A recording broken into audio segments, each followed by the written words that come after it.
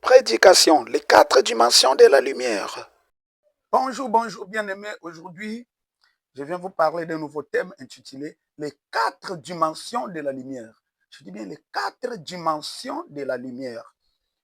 Voilà, sans pourtant tarder, nous allons parler de la première dimension de la lumière.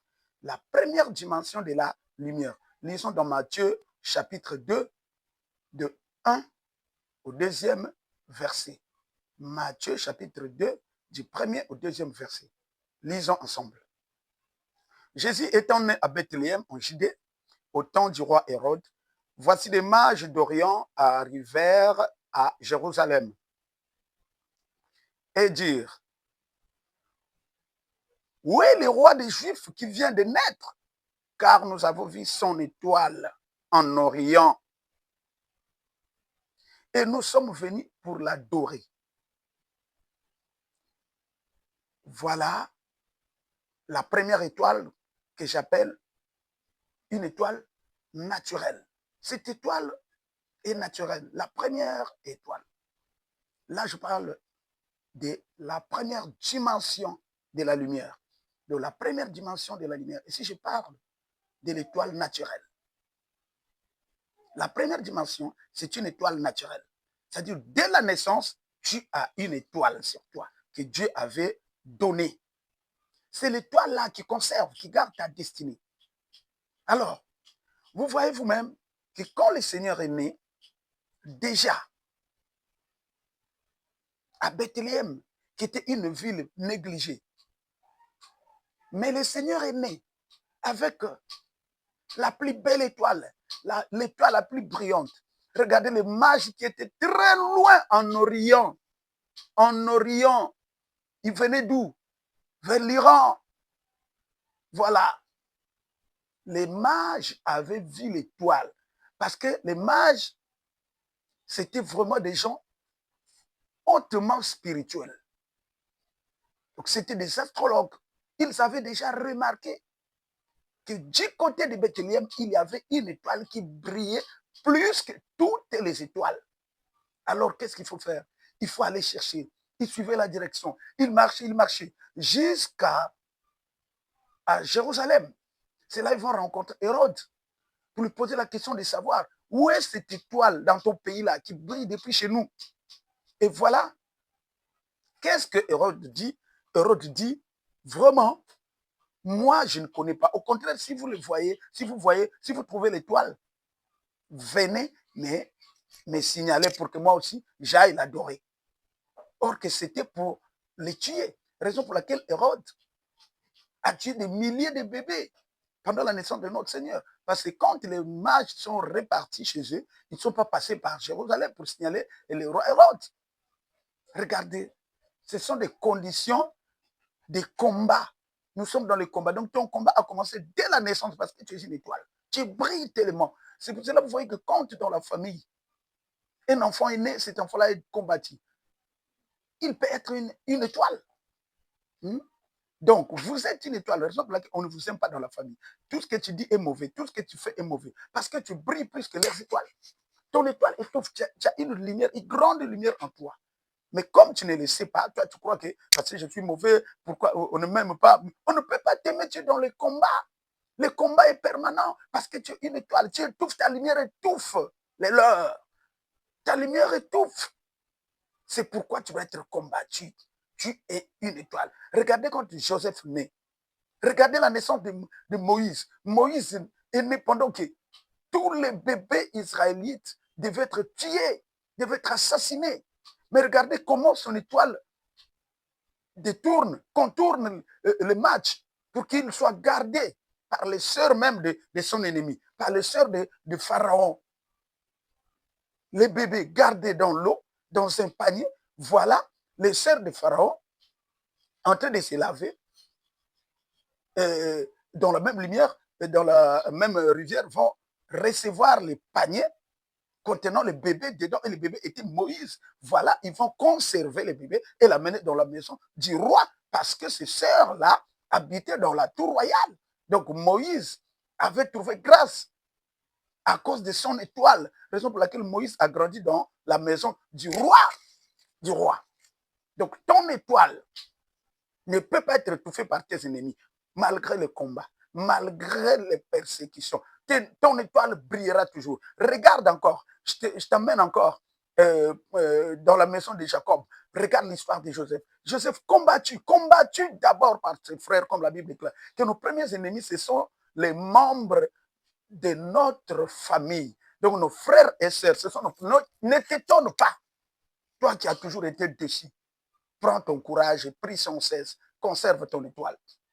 Joseph a été combattu par ses propres frères jusqu'à les vendre en esclavage chez Potiphar. Et quand il va chez Potiphar, c'est là où les choses vont s'empirer.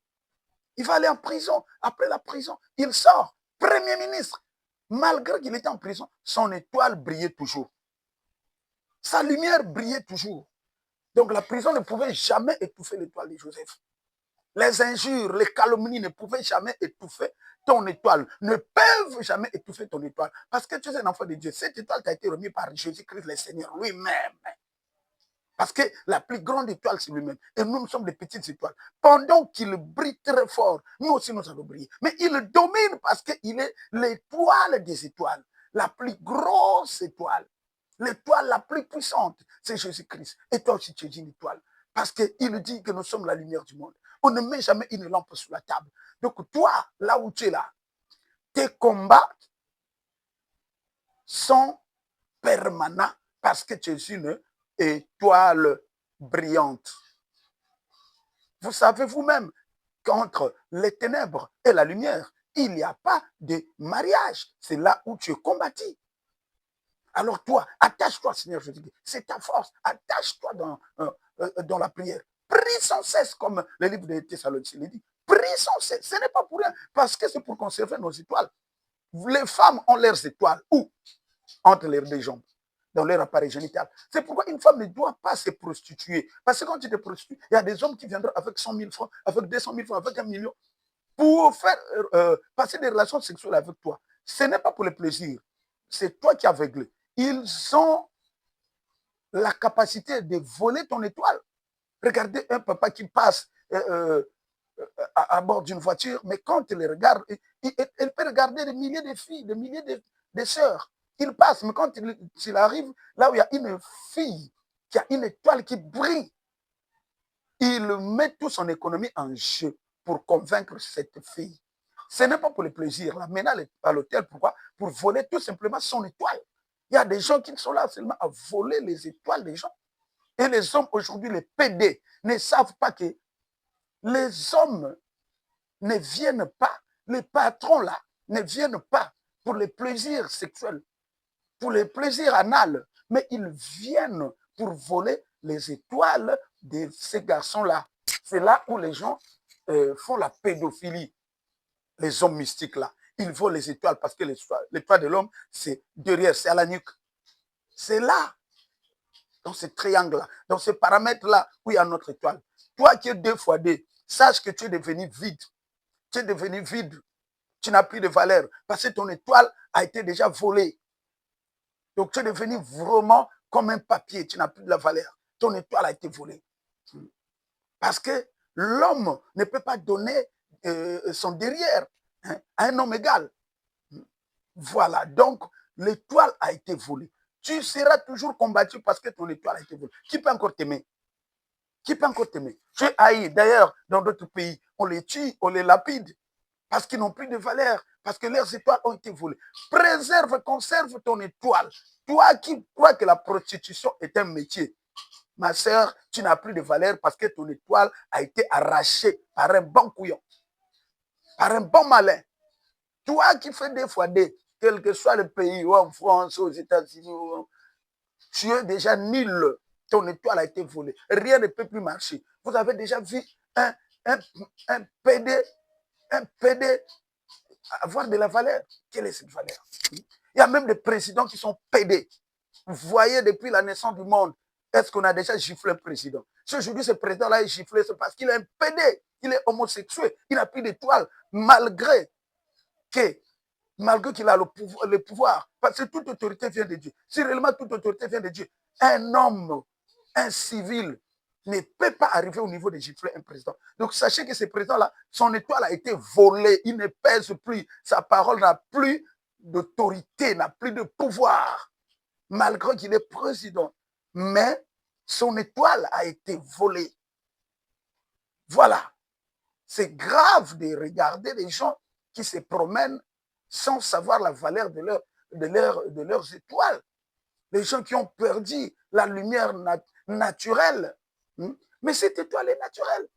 Raison pour laquelle vous devez toujours conserver votre... Quel que soit le combat, quelle que soit la diversité, ton étoile ne pourra jamais être effacée. L'étoile, c'est celle qui garde ta destinée jusqu'à ce que ta promesse s'accomplira. Parce que Dieu n'a jamais été un fils d'homme pour mentir.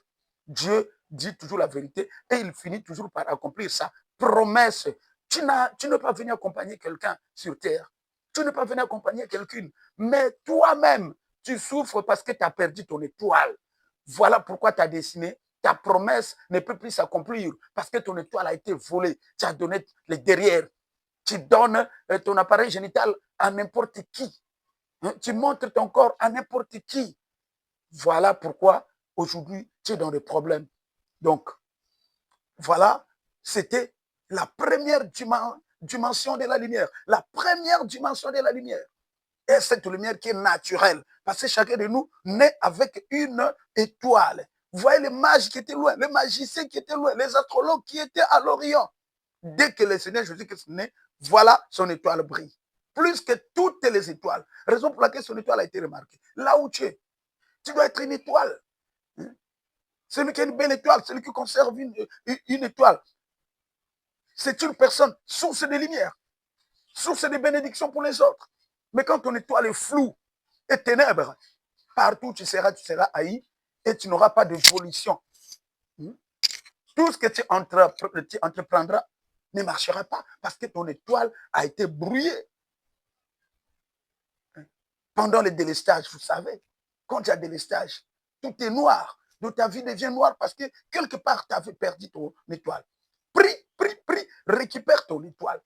Éternel des armées, ce matin encore, je déclare que toute étoile des Congolais, toute étoile de mes frères, toute étoile qui a été volée, qui a été arrachée, qui a été dérobée, puisse être restituée au nom puissant de Jésus.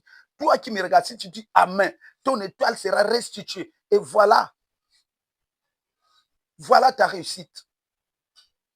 La première condition, c'est récupérer ton étoile. Tu dois réciter les psaumes 45 chaque soir pour que ton étoile soit restituée. Au nom puissant de Jésus. Que Dieu vous bénisse. Soyez bénis au nom puissant de Jésus.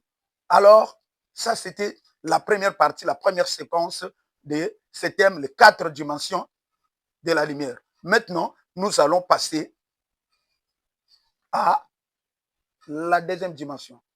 Mais si vous voulez suivre toutes les séquences, allez-y dans ma page YouTube. Écrivez tout simplement Alphonse Makela 1 officiel. Alphonse Makela 1 officiel. C'est là où vous verrez toutes les prédications, beaucoup de thèmes. Que Dieu vous bénisse.